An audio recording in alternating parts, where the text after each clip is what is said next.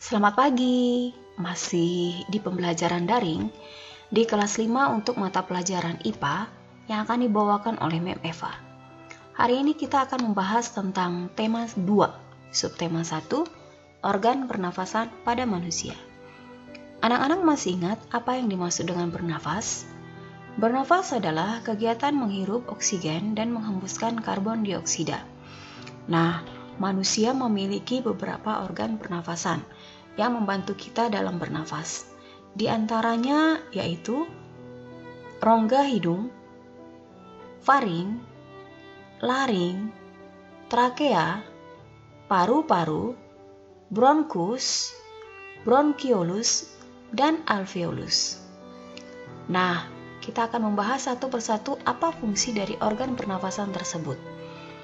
Yang pertama yaitu hidung. Hidung terdiri dari 3 bagian.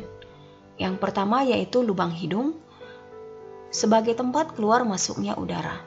Rambut hidung untuk menyaring debu dan kotoran yang disebut sebagai penyaring udara tahap pertama. Selaput lendir. Selaput lendir berfungsi untuk mengatur suhu dan kelembapan udara. Yang berikutnya yaitu laring. Laring disebut juga dengan pangkal tenggorokan. Pada laring, pita suara kita akan menempel. Yang berikutnya yaitu trakea. Trakea disebut juga dengan tenggorokan. Fungsi dari tenggorokan yaitu sebagai saluran yang menghubungkan laring dan bronkus. Nah, pada trakea terjadi penyaring udara tahap kedua. Yang berikutnya adalah bronkus.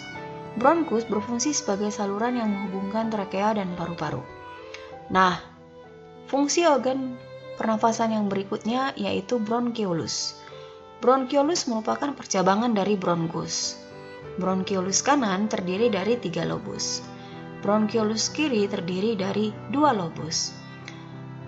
Yang berikutnya yaitu paru-paru. Paru-paru berfungsi untuk menghasilkan oksigen bagi tubuh kita. Di dalam paru-paru terdapat bagian yang bernama alveolus yang berfungsi sebagai tempat pertukaran oksigen dan karbon dioksida. Yang berikutnya kita akan masuk ke proses pernafasan pada manusia. Proses pernafasan pada manusia dibagi menjadi 2. Yang pertama, pernafasan dada.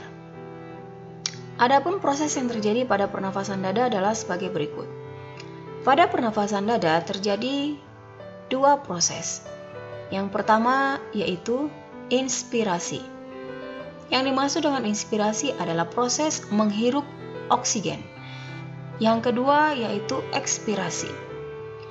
Ekspirasi adalah proses di mana kita menghembuskan karbon dioksida.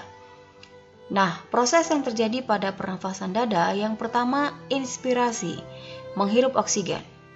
Saat udara masuk, rongga dada kita akan membesar karena otot-otot berkontraksi.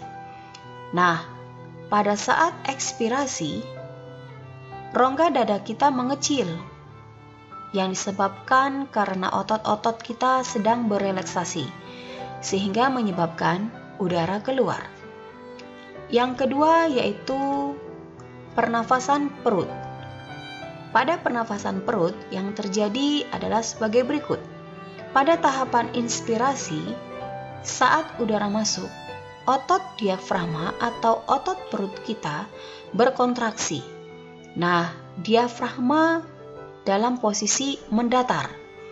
Volume rongga dada membesar karena udara sedang masuk ke dada kita atau ke paru-paru kita.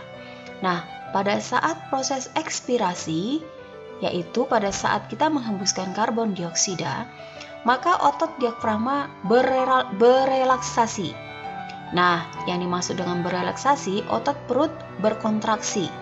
Diafragma melengkung ke rongga dada sehingga menyebabkan volume rongga dada kita mengecil sehingga menyebabkan udara keluar, yaitu yang berupa karbon dioksida. Nah, anak-anak, sampai di sini dulu materi Mem. Untuk penugasan kamu, gambarlah organ pernafasan manusia beserta keterangan gambarnya di kertas HVS. Sabtu 12 September 2020 dikumpul ya. Demikianlah penyampaian materi dan penugasan Mem pada hari ini. Terima kasih untuk anak-anak yang sudah menyimak, mendengarkan penjelasan dari Mem.